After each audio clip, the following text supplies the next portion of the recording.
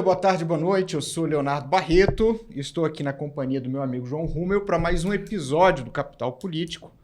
Hoje recebendo com muito prazer o professor Paulo Kramer, que foi meu professor na graduação de Teoria Política Moderna. Tinha lá, João, o temido seminário Roleta Russa, né? Uma invenção. Eu sorteava na hora o grupo que ia dar o seminário. Era o terror dos alunos, mas também acho que todo mundo lia, todo mundo se preparava. Exatamente. O Paulo Kramer é um cientista político pioneiro em Brasília, doutor pelo UPERJ, né, Paulo? Um ex-comunista convertido, esse é outro... Eu era mais ridículo ainda, era do Movimento pela Emancipação do Proletariado, que consegue ser mais ridículo ainda, né? Professor aposentado da Universidade de Brasília e consultor político em Brasília desde 1989. 89, né? Ou seja, comecei com o Joaquim Roriz. Pegou todo o processo de transição. Joaquim Roriz, Jefferson, o ex-senador Jefferson Pérez. Bota a gente aí. Bota a gente aí. Poxa, Paulo, é um prazer recebê-lo aqui e vamos bater um papo sobre esse desenho institucional, né? Aliás, eu vou começar fazendo essa pergunta. Bom, o Lula, presidente Lula, tem uma agenda pela reeleição, não é? Que envolve um foco em agendas distributivas, como, por exemplo, desoneração de IR, agora desoneração de conta de luz para as pessoas do CAD único, um novo Vale Gás, enfim. Uma série de medidas voltadas para atender o seu público numa espécie aí de democracia pecuniária, né? Onde se conquista apoio com recurso. E isso gera um paradoxo para o Congresso Nacional, porque, por um lado, não é? Ele tem uma posição que é contrária ao presidente Lula do ponto de vista dos valores, do ideal, enfim. Né? É um Congresso mais conservador, mas, por outro, se vê emparedado e não tem como deixar de aprovar essas medidas porque elas são populares, né? Para não dizer populistas. Uhum. E aí a gente tem um choque institucional, um paradoxo institucional que coroa, né, um ciclo político que foi todo pautado nessa medição aí de distância de até quando o Congresso quer ficar do Lula, até que distância que o Lula quer ficar do Congresso. Dentro de toda essa experiência, na qualidade de assessor da oposição no Congresso Nacional, como é que você vê esse momento institucional que o Brasil está passando? Obrigado, Léo. Eu gostaria de dizer da minha alegria de estar aqui com dois amigos queridos, tá?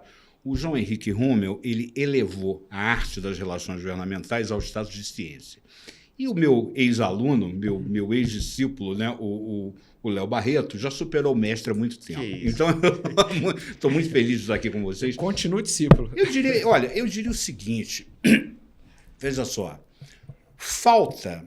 uma coisa que falta ao Congresso, um pouco antes da gente ir ao ar, estávamos discutindo aqui esse problema, essa falta de pesos e contrapesos na prática que nós temos, né?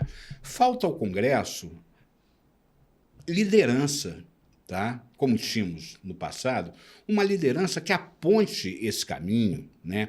E que obrigue os outros poderes, sobretudo neste momento o Poder Judiciário, a voltar ao seu quadrado constitucional. Isso aí que está faltando. Enquanto faltar essa liderança, vai ser esse jogo de barata voa. Olha só, hoje, no seu artigo diário, eu vi uma coisa que eu concordei 100%. Né? O governo ainda tem muita bondade para fazer, para distribuir, tá certo? O Congresso não foi sequer capaz de vetar um cronograma que o relator do orçamento de 2024, né, o deputado Danilo Forte, do Ceará, fez, né, ele foi votado e aí o Lula vetou. Né? Então, agora, o Lula, ele simplesmente não pode controlar as emendas, que as emendas são de execução obrigatória, né? Mas pode controlar o timing das emendas. Então, é a volta, ou pelo menos uma tentativa de fazer voltar o velho conta-gotas do presidencialismo de coalizão. Enquanto a gente não tiver liderança no Congresso que esclareça isso, primeiro para os seus pares e depois para a opinião pública, né, a gente não tem esperança disso melhorar. Olha só, Paulo, eu posso até vir a concordar contigo, em parte, tá certo? Porque o que eu acho é o seguinte, a política hoje, tanto do Congresso, é um novo aprendizado. Tá legal? Sim. Porque é o seguinte, olha só, o fim das medidas provisórias travando pauta tem 10 anos. Tá certo? É verdade. O orçamento com os recursos discricionários na mão do Executivo tem 5 anos. Ou do Legislativo. Tem 5 anos. É um aprendizado. A gente não nasceu aprendendo a andar. Tem a chamada curva de aprendizagem, né? Até aprender... Exatamente. O que eu acho que aí a sociedade também, como nossos políticos, olha muito pelo retrovisor e está esquecendo de olhar para o horizonte. Tá certo? E a política do Lira com o Lula era a política do último minuto, do último momento. Tá certo? E aí quem leva a vantagem? Aí eu afirmo e posso contar histórias para você que o legislativo é que tem um voto, quanto mais estica, melhor fica para ele. Vou dar um exemplo prático. Hoje, nós estamos no dia 21, tá certo? 21 de maio. No dia 2 de junho, vence uma medida provisória que dá aumento aos funcionários públicos do Executivo. A pergunta que eu faço para você, a comissão está instalada? Não. E aí?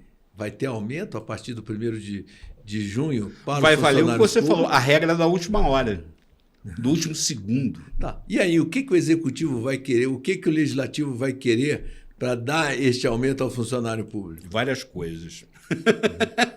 Mas principalmente as emendas. Né? Tá legal. Então, é o que eu estou perguntando para você. Olha só. Esse mundo, essa política hoje nova, tá certo? São novos parâmetros, são novos momentos. Isso é verdade. Tá certo? E eu acho que é um momento e que a gente está mudando muito nessa relação. Tá certo? Federação de partidos, consolidação, antecipação das eleições, o Lula preocupado com tudo isso, tá certo? Como é que você vê esse populismo, tá certo, com a necessidade do Congresso de ter postura? Que eu acho que está começando, esse negócio de ir até o limite, é uma postura de levar vantagem. Sim. Como é que você vê essa postura? Olha, duas coisas aí. Primeiro, rapidamente. Eu acho que o Lula, eu já tive a oportunidade até de escrever e falar sobre isso, o Lula está rodando com o software vencido do presidencialismo de coalizão. Tá? Porque desde que o nosso ex-presidente da Câmara, o Eduardo Cunha, resolveu se vingar da Dilma e criar essas emendas de execução obrigatória que foram ampliando, né, o seu escopo cada vez mais, né, o Executivo realmente perdeu aquele conta-gotas, aquela arma que era o seguinte, olha, você ou é da minha base ou não recebe nada, né, de emenda. Isso daí mudou. Agora, eu acho assim, é um processo, quando a gente fala em curva de aprendizagem, é um processo lento, que a gente vai ter que ter muita paciência, sabe? Porque é o seguinte, primeiro, você tem que conscientizar as pessoas disso, assim, olha, o teu representante não te representa, porque esse nosso sistema eleitoral é um sistema que faz com que você vote em quem você vê e eleja quem você não vê. Né? Muito bem. A partir daí, você já pode começar, então, uma conversa mais aprofundada. Fala assim, escuta, esse sistema eleitoral aí, ele também tem outro problema. Hoje, você transforma o teu voto num impulso eletrônico a partir do qual você não tem mais controle nenhum. Né? Você precisa da contagem pública de votos. Né? Eu não tenho medo, viu, o Leonardo e João Henrique, eu não tenho o menor medo, tá? em parecer retrógrado, antitecnologia, dizer o seguinte, escuta, se a Alemanha, se os Estados Unidos votam em papel, por que só nós, Butão e Botsuana, né, os 3 Bs aí, é que votamos com esse voto eletrônico desse jeito, entendeu? Não, a gente tem que voltar para um voto que possa ser contado publicamente. Aí vem mais uma nova etapa. A partir daí, a gente começa, então, a tentar conscientizar as pessoas, né, da importância de mudar o sistema eleitoral. O sistema eleitoral, esse aí que a gente vota em quem vê e elege quem não vê, tá, não funciona. A gente precisa, essa aí é a minha opinião, e aí vai dar pano para a manga, né? A gente precisa do voto distrital. A gente precisa, enfim, de um jeito de acorrentar o representante ao representado. Que é isso que a gente precisa. E a partir daí, então, você pode dizer, poxa, o Brasil finalmente escapou daquela maldição da incapacidade de organizar a representação. É isso. Paulo, duas coisas super importantes, né? Essa questão do voto impresso, ela é uma questão mal compreendida. Sim. Porque o pessoal acha que você precisa ter a comprovação de fraude para justificar né, a retomada de um voto impresso, que seria ali necessário para uma auditoria física, né, do processo eleitoral. Mas, na verdade, não é isso. Né? O segredo da democracia está no acordo das pessoas em relação à regra. O consenso é isso aí. Se você tem 30%, 40% das pessoas que estão desconfortáveis com a regra, você já tem o fato político necessário para mudar o acordo, para mudar a discussão. Você tem 40%, você pode ter fraude, pode não ter fraude. Isso é o que menos importa. Se você tem 40%, 50% da população que diz assim, eu desconfio do sistema, isso já é razão suficiente para você buscar o aperfeiçoamento dele. Né? Eu também acho. Mas eu quero tratar um tema que você trouxe, que é o seguinte. A desgraça da representação, né, ou da falta de representação. Agora, o orçamento, o controle do orçamento e do parlamento via emendas, né, que é um controle torto, né? Mas isso, de certa maneira, reforça a representação, porque num determinado momento, o deputado ele vai virar a principal força econômica da região dele, né? Assim, dependendo do lugar de onde ele vier. Sim. Né? Sim. E outra coisa, se a gente descer para o chão, né, de onde ocorre a eleição, e eu fiz isso na minha tese de doutorado sobre eleição para deputado distrital, o que o deputado combina com o eleitor, João, é envio de recurso, é envio de orçamento para a localidade dele, para uma obra, para uma entidade, para uma organização. Essas discussões elas não ocorrem em torno de voto de opinião, de não sei o quê. Voto distrital, tá fora do radar. Ou seja, o orçamento, de certa maneira, ele não passa a traduzir esse sistema eleitoral que é calçado em compromissos de orçamento, né, feitos diretamente entre o deputado e o eleitor.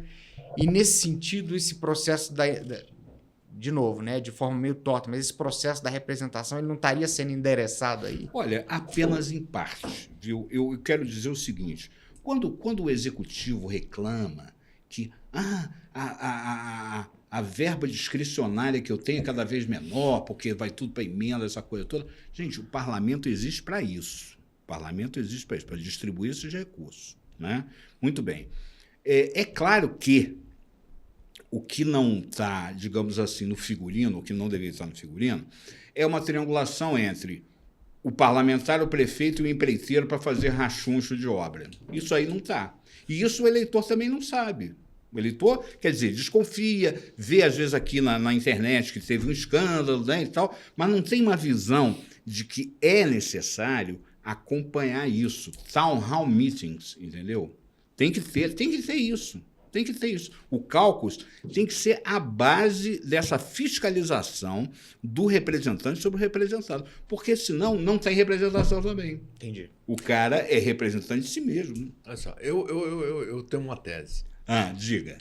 Primeiro, eu já fui muito a favor do voto distrital. Sei. Tá certo?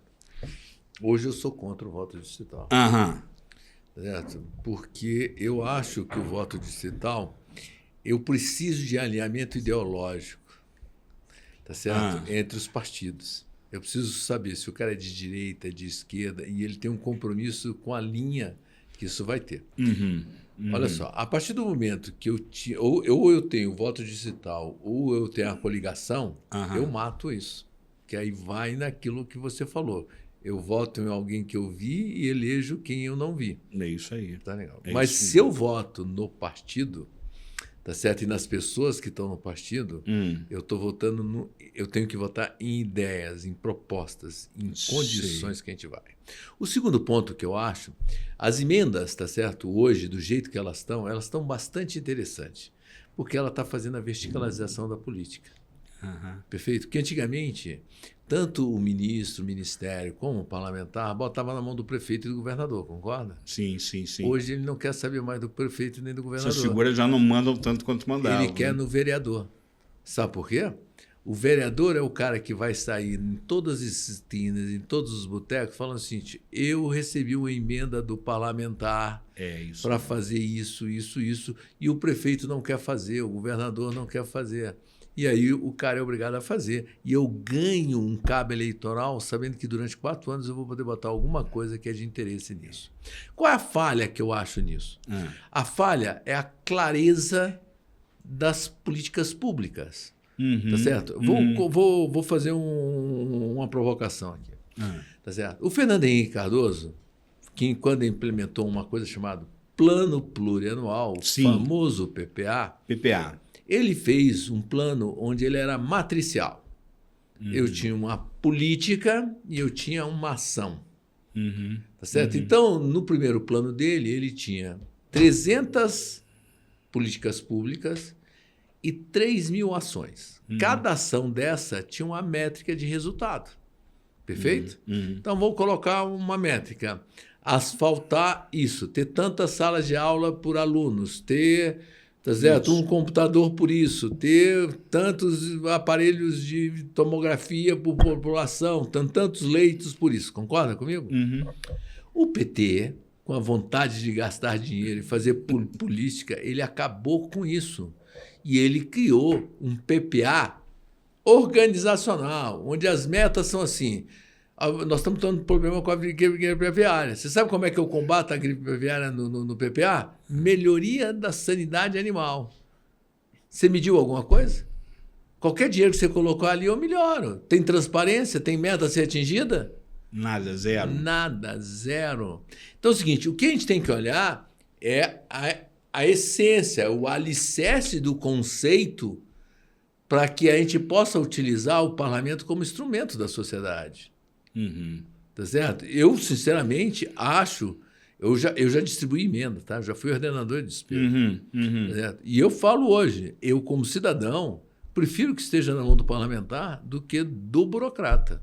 Com certeza. Tá Concordo certo? com você. Porque essa triangulação, ela é centralizada. Hoje ela é pulverizada. Tá certo? Então, eu acho que é muito mais condizente e mais transparente desse processo. Tem muito mais todas as distorções é mais transparente, é verdade. Tá legal? Então é o seguinte... Na base. O segundo ponto que eu acho que está faltando agora é o Congresso e a sociedade começar a voltar o PPA antigo. Tá certo? Onde eu vou colocar as emendas e metas a serem atingidas. Então é o seguinte, eu tenho que ter tantas salas de aula por aluno. Tá certo? Se eu tenho X alunos, eu tenho que ter X salas de aula. Então, você vai poder botar a sua emenda para construir sala de aula. Exatamente. Tá certo? Eu não tenho leito, então eu vou botar direito para leito, para atingir essa meta. Eu tenho uma estrada que é essencial dentro de uma política pública que foi colocar prioridade. Eu posso botar dinheiro lá dentro desse processo. Fica mais transparente, a sociedade sabe como medir a eficiência do gasto do dinheiro. E outra coisa, João Henrique, é regionalizar isso, porque tem algumas regiões em que você tem uma população mais velha e não vai precisar de sala de aula ali para aquela população. Mas ali, talvez leitos hospitalares, entendeu? Né? Então, isso aí precisa estar muito claro, e não está. Então, o que eu acho hoje, dessa discussão toda, é que a sociedade tem que pedir, não é a transparência da fiscalização em si, é a participação da sociedade para definir qual a política pública que nós queremos. É isso mesmo. Tá certo? A sociedade tem que achar que o parlamentar é um instrumento de trabalho dela para definir aquela ansiedade que ela tem e não esperar ser chamado de hipossuficiente pelos funcionários públicos que estão no governo e impor as coisas que a gente quer. E aí fica toda essa complexidade, esta falta de ninguém sabe o que quer ou para onde vai as coisas. E essa coisa de, como é que se diz? Vender dificuldade. Quer dizer, estabelecer, criar dificuldade para vender facilidade. Né? Só um ponto muito rápido, viu? Sem querer entrar em nenhuma polêmica aqui. eu diria o seguinte: enquanto os nossos partidos forem as oligarquias que são, né, essa coisa do voto em partido, quer dizer, voto continua a representação proporcional com voto em lista fechada, né? Vai ser um problema porque um é dono do partido X, outro é dono do partido Y, né? As convenções vão ser, obviamente, fraudadas, né, para botar o genro, a filha, o filho, aquela coisa toda. Então, eu acho, por mais que os adversários, né, os críticos do voto distrital dizem assim, o voto distrital, isso já se falava no Império, quando foi criada a lei dos círculos, que começou com círculos de 1. Era um distrito, um deputado por distrito. Depois vieram os círculos de 3. Já naquela época, os inimigos dessa modalidade diziam o seguinte: vai criar notabilidade de aldeia, né? Tá, tudo bem. E hoje, tu acha que tem muito Rui Barbosa dando sopa aí? Muito Joaquim Nabuco? Sem coisa nenhuma, rapaz. Você não tem liderança. Olha aqui, a gente não tem liderança nem para explicar para os seus pares e para a opinião pública isso que João Henrique acaba de falar, né? Tipo assim, escuta, vamos voltar para a matriz anterior de planejamento plurianual. Não, as pessoas ou não sabem, ou se sabem, são que nem aquela figura da mitologia Cassandra. Falam, mas ninguém presta atenção no que elas dizem, né? Infelizmente. Pois é. Paulo, deixa eu pegar um pouco da tua bagagem tocqueviliana, não é? Eu sei que você é um estudioso de Tocqueville, estudioso da maneira de organização política americana. E você, em algum momento aqui da nossa conversa, disse assim, olha, se você não tiver uma fiscalização local, né, essa coisa ela não vai acontecer, né? Bom, provavelmente ela não vai acontecer, então. Não no nosso limite de vida, dos nossos filhos, talvez dos nossos netos. Né? Pelo menos dentro do nosso horizonte. Mas, sem querer ser muito pessimista, você está acompanhando o processo de desenvolvimento da nova república, né? Desde 89, ou seja, desde o berço. Isso. Quais os vetores de transformação sociais aí que você está vendo a trabalhar sobre as estruturas políticas? Com todos os problemas, Léo, com todas as dificuldades, isso aqui, ó. Isso aqui. Celular. Informação. Informação. Quer dizer, hoje nós temos uma situação que eu não sei nem se é boa ou se é má, mas o fato é, hoje as pessoas sabem o nome dos 11 ministros do Supremo, podem até não saber quem são os 11 da seleção brasileira, mas sabem quem são os 11 ministros do Supremo, né? Então, isso aí, com todas as distorções, todas as dificuldades, né? Com todas as fake news, né? A gente tem... Até porque o que resolve, na minha opinião, o que resolve o problema da desinformação, das fake news, é mais liberdade de informação. Com mais liberdade de informação, você... Olha, deixa eu falar uma coisa. O Guilherme, meu filho mais velho, que mora em São Paulo, eu estava discutindo com ele. Pô, Guilherme, essa Wikipédia é uma porcaria, pô, porque cada um pode escrever o que quer. Eu falei assim, mas pai, presta atenção.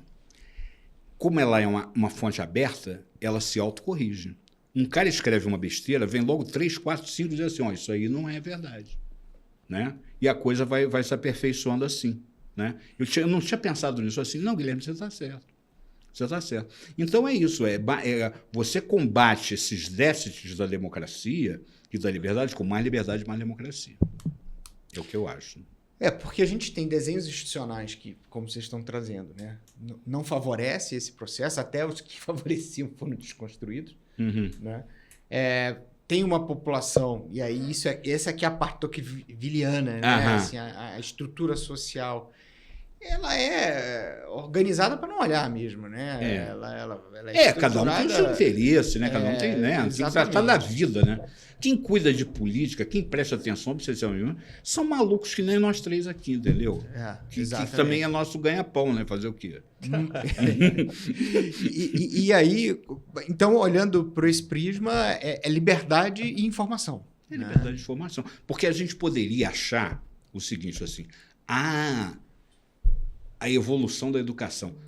Cara, vê o que é ensinado para os nossos filhos, para os nossos netos hoje na escola, cara. Pelo amor de Deus, cara. Pelo amor de Deus. Olha, a Júlia, minha caçula, que hoje já tem 30 anos e é engenheira química. A Júlia, quando estudava no Colégio Marista João Paulo II, tá? Olha o nome do colégio, Marista João Paulo II. Muito bem. Um dia a professora distribuiu um texto do Frei Beto, como se fosse uma grande coisa. Eu fiz o seguinte, eu mandei uma carta para o irmão Arlindo, o então diretor, dizendo assim, irmão Arlindo, deixa eu lembrar o senhor, e o senhor me desculpa se eu estiver aqui me excedendo, mas o nome do patrono desse colégio é de um papa que lutou contra a teologia da libertação como uma grande empulhação. É óbvio que o irmão Arlindo, sabe o que ele fez? Não respondeu. Cri, cri, cri. Ficou barulho de grilo, né? Porque não tinha o que me responder. Não tinha o que me responder. O que ele tinha que fazer é botar ordem naquela coisa ali, né? Então, eu não tenho muita ilusão com relação à educação, sabe?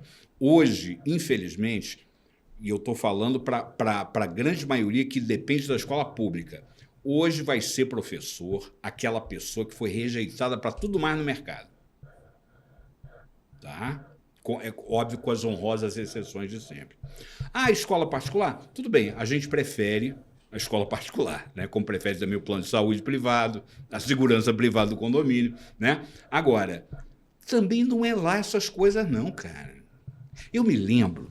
Tem a famosa lei de Kramer aí que eu sei, não é? A lei de Kramer é a seguinte, primeira e única, quanto mais caro o colégio particular, mais comunista o professor de história. Entendeu? Essa é a lei de Kramer. Então não tem muito para onde fugir. A gente não tem que ter essa ilusão de que a educação, entendeu?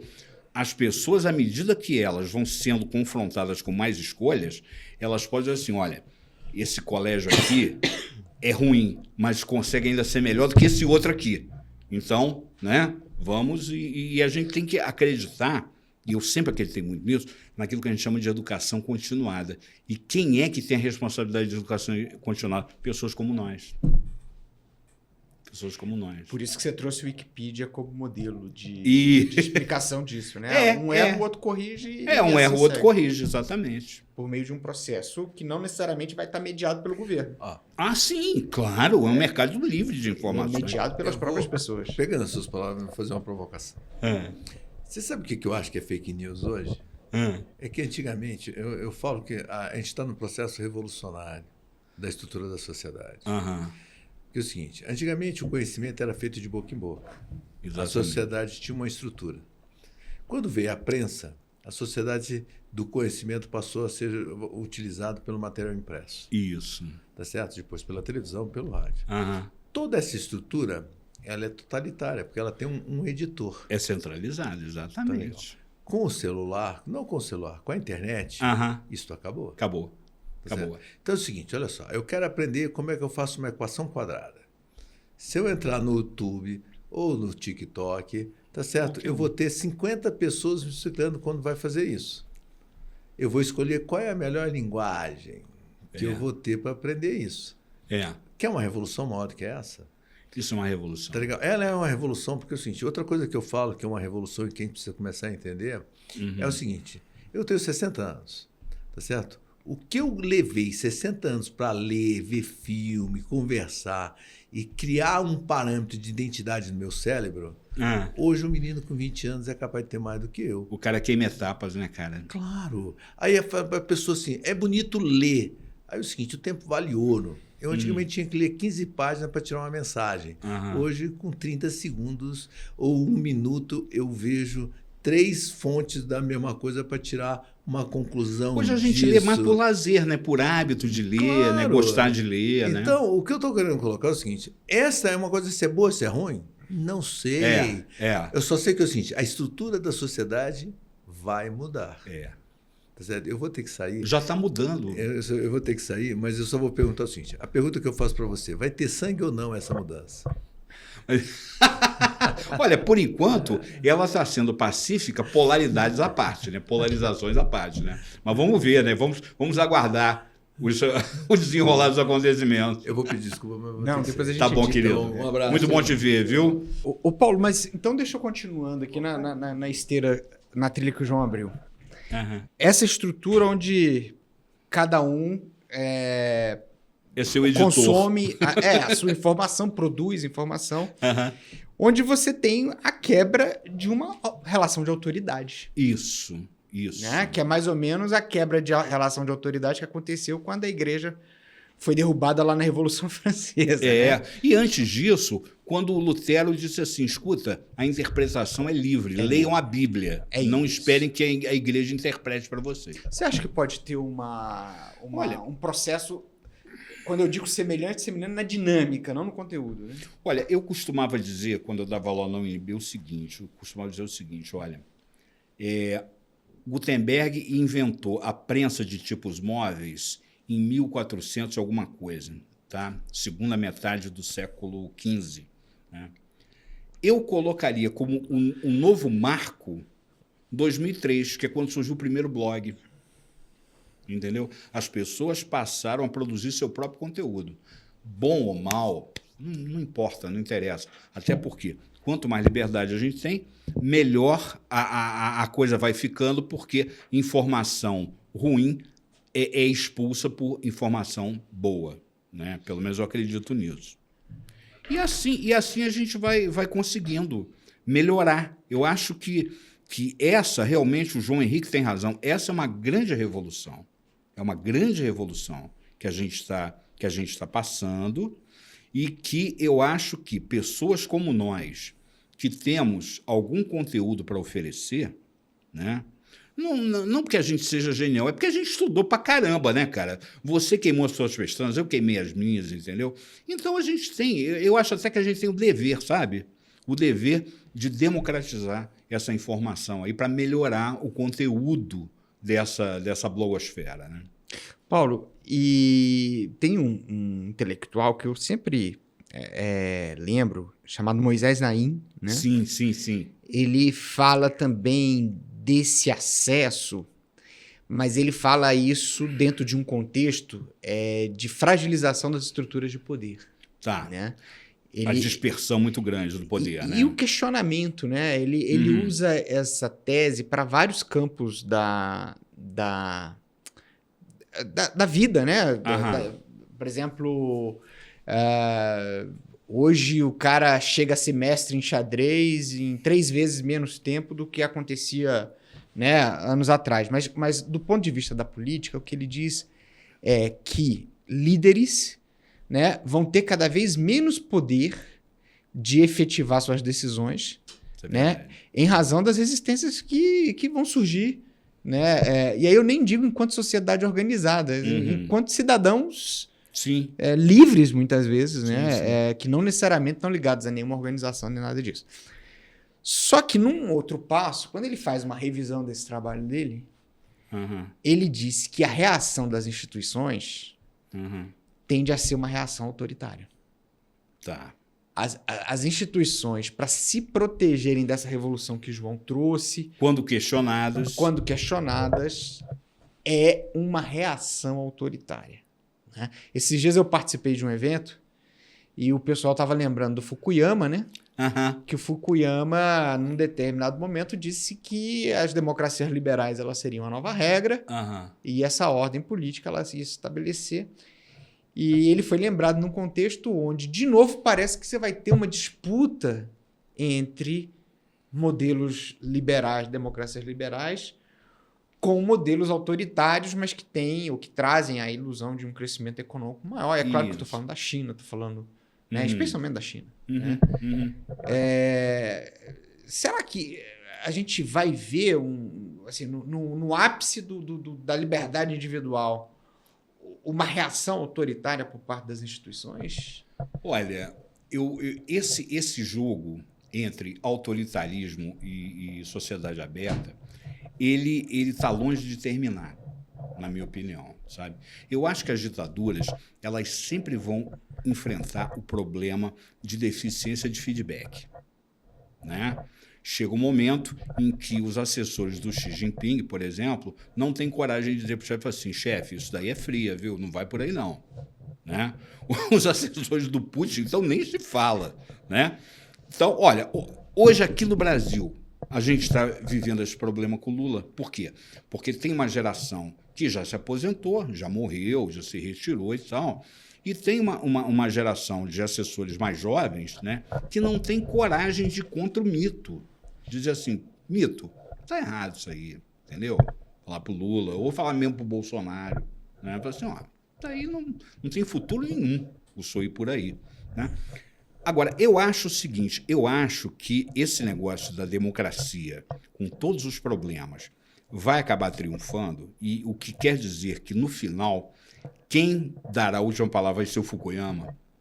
Tá? Você acha que ele ainda não perdeu esse jogo? Não perdeu, porque é o seguinte, pergunta o que um milionário chinês, quando chega a um determinado patamar de renda, o que ele faz quando a mulher dele engravida? Ele leva a mulher para ter filho nos Estados Unidos, para o filho virar cidadão americano e ele e a mulher terem o passaporte.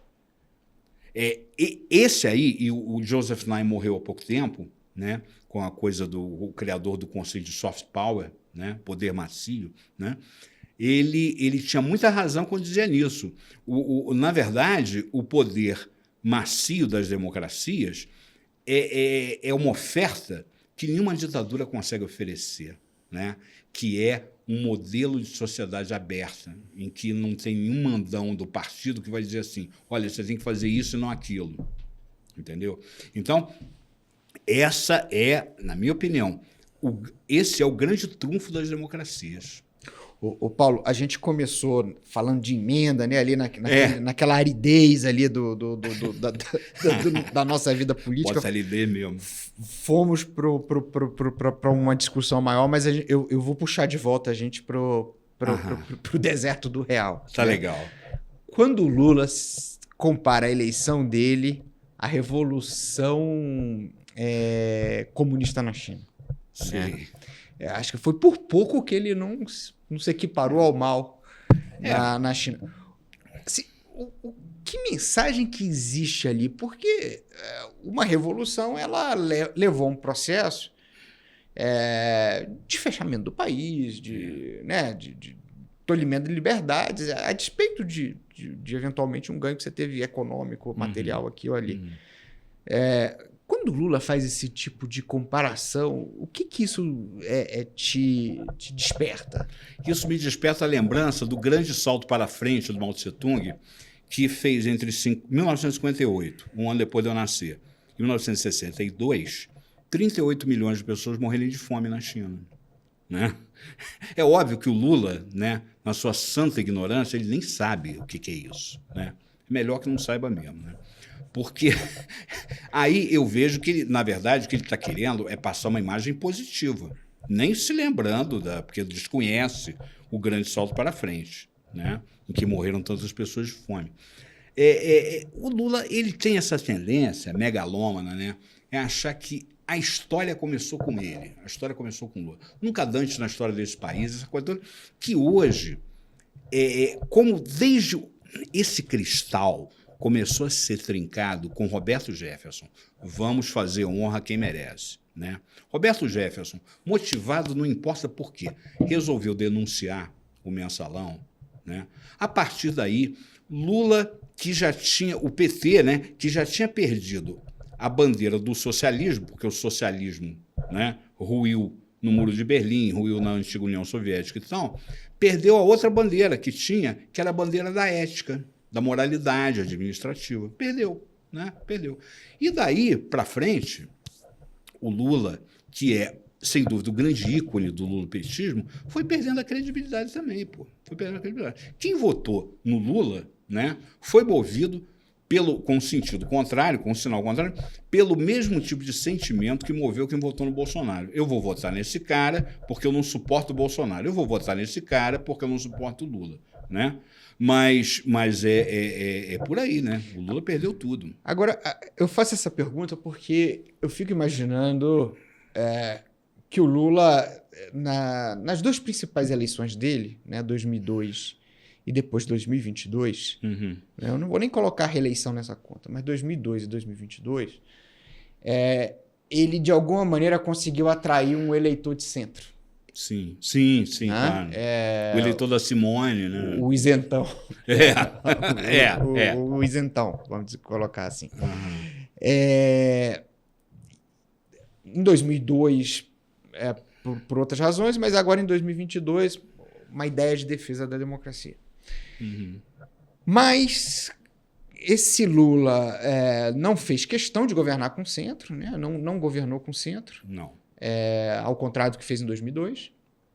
Né? Não procurou. E não apenas isso.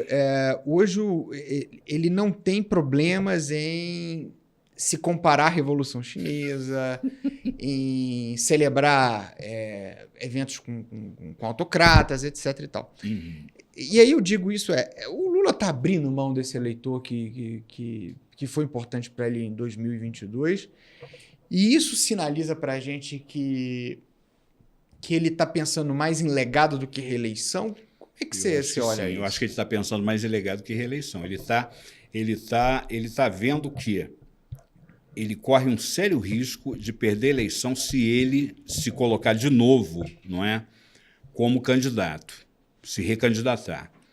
Então, ele quer, na verdade, fortalecer esse legado de esquerda dele. Ele quer passar a história como um sujeito que, embora tendo perdido, né, com a última eleição da vida dele, não foi ele diretamente que perdeu, foi o Boulos, foi, enfim, alguém que ele escolheu para Cristo ali, para substituir ele, né?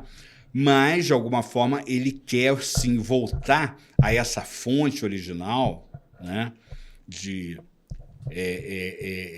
fundação do PT, né, que o PT foi fundado por 3 correntes, né? Os sindicalistas, o pessoal da luta armada que voltou com a anistia, né, e a teologia da libertação, né? E é muito engraçado, né, porque o local em que o PT foi fundado não podia ser mais elitista, foi o Colégio Sion, em São Paulo. Olha que maluquice do Brasil, né?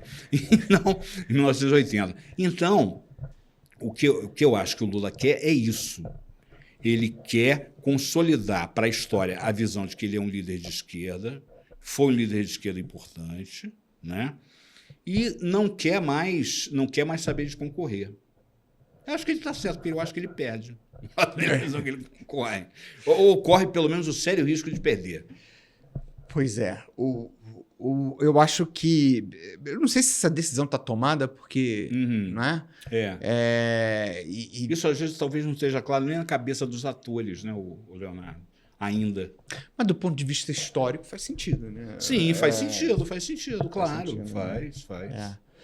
Agora, deixa eu te aproveitar um cara que está olhando isso desde o dia 0, né? Desde o dia 1, que é você. Uhum. Né?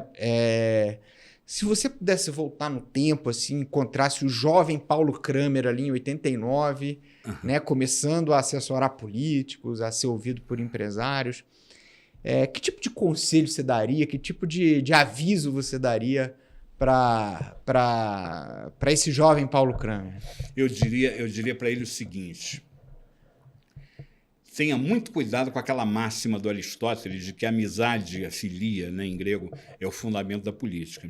Hoje eu digo o seguinte, e falo isso para todos os candidatos que comparecem aos meus cursos, seminários, né, querendo, né, se eleger. Contem apenas com uma coisa ali que disserta na vida pública de vocês, a traição.